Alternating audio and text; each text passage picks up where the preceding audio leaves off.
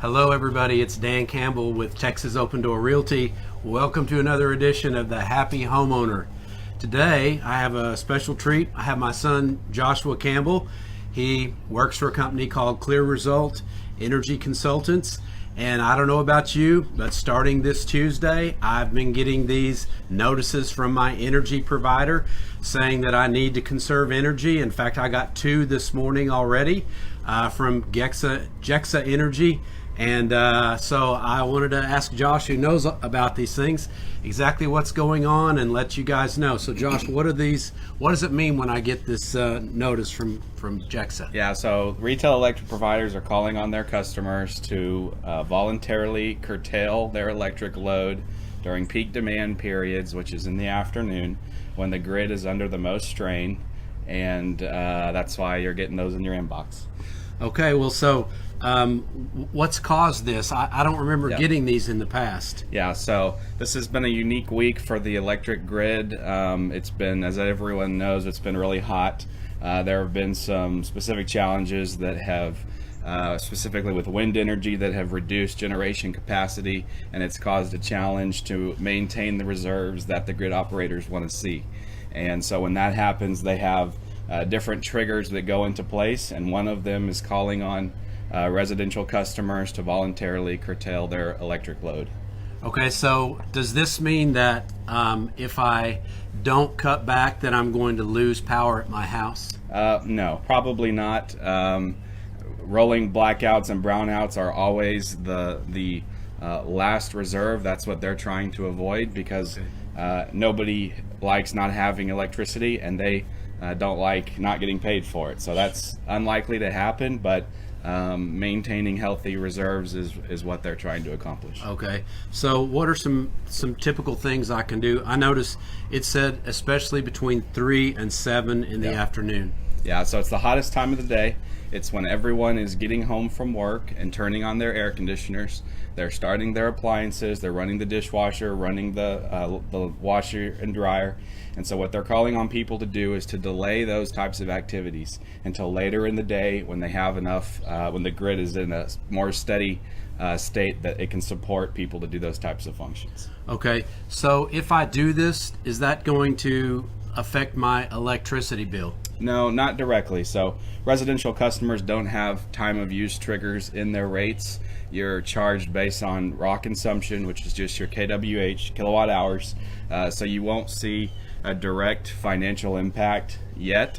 A lot of people think that's the direction that we're going, but it's right now strictly a voluntary participation that they're calling for.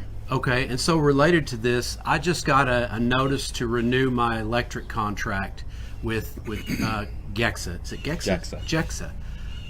And so I went online and looked at that. It's a little confusing. So if you're in a deregulated area like the Round Rock area is for electricity, to tell us what that means and what can our friends do to check out their electric bills. Yeah, so deregulation can be very confusing. If you're in Round Rock, most of Round Rock and areas north, scattered all the way up to Dallas, you're in Encore's transmission and distribution service territory. So you can buy your electricity from any retail electric provider, but your lines and transmission, the infrastructure, is maintained by Encore. A lot of people focus on buying from reputable retail electric providers because they think it's going to improve the service that they're receiving. The extent of service that you're getting from your provider is just billing service. Okay. So Encore is going to be bringing power to your home regardless.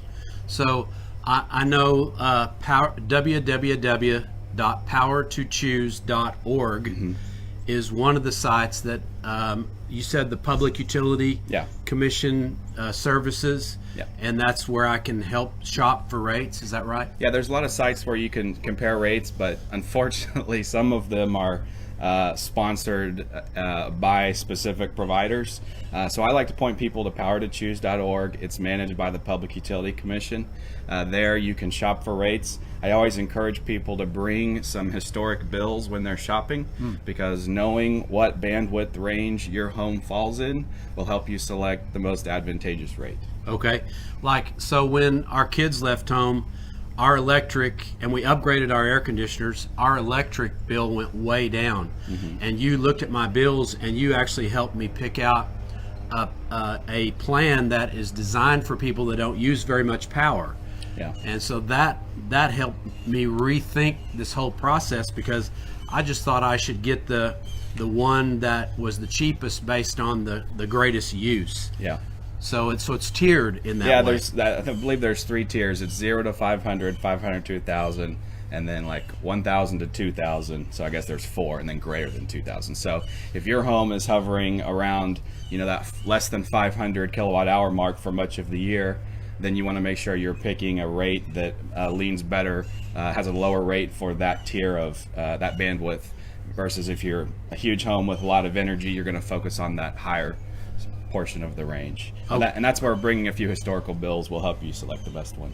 So how do I know if I'm in a deregulated area or not? You could go look at your meter. The easiest thing is probably just to do a little bit of Googling. If you're in Austin, City of Austin is your electric provider. If you're in the surrounding areas, there are some munis and some co-ops. Probably just look at a copy of your bill or look at the meter. That's the easiest way if you can't find it online.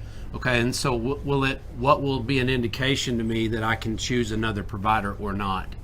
Yeah, so there's only 5 or 6 deregulated service providers, but it's about half of the state population density wise. So I would just encourage people to go online. You can do a quick Google search of a deregulated Texas map and see where your house falls. All right, good deal.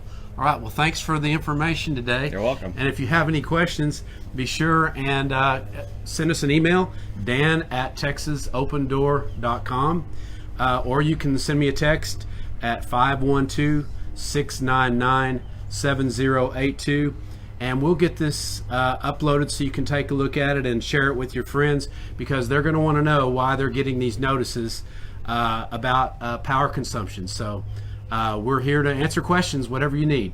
This is Dan Campbell and Josh Campbell with another edition of the Happy Homeowner.